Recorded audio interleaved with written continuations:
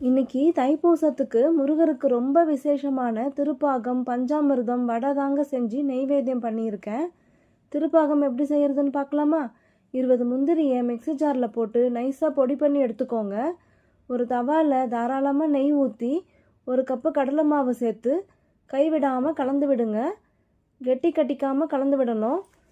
அது கூடவே 1 கிளாஸ் காய்ச்சின பால் ஆட் பண்ணி கலரி விடுங்க. பாலை கொஞ்சம் கொஞ்சமாக ஆட் பண்ணிக்கோங்க, இல்லைன்னா கெட்டி ஆயிரும். நல்லா கெட்டி கட்டாமல் கலரி விட்டுக்கிட்டே இருங்க. இப்போது அரைச்சி வச்சுருக்க முந்திரி பவுடரை சேர்த்து நல்லா கலரி விடுங்க.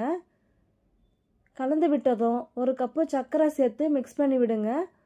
1 கப்பு கடலை மாவுக்கு 1 கப்பு சர்க்கரை சரியாக இருக்குங்க. சர்க்கரை நல்லா மெல்ட் ஆனதும் 1 ஸ்பூன் கீ சேர்த்து கலந்து விட்டு குங்குமப்பூ சேர்த்து இறக்குனீங்கன்னா சூப்பரான திருப்பாகம் ரெடிங்க. பஞ்சாமிர்தமும் வடையும் நெக்ஸ்ட் வீடியோவில் பார்க்கலாம். இப்போது முருகர் படத்துக்கும் வேலுக்கும் பூ போட்டு வெத்தலை தீபம் ஏற்றி நெய்வேத்தியம் பண்ணி முருகரோட அருள் கிடைக்க பிரார்த்தனை பண்ணிக்கலாங்க. ஓம் சரவண பவன்னு கமெண்ட் பண்ணுங்கள். நம்ம சேனல்லையும் மறக்காமல் ஃபாலோ பண்ணி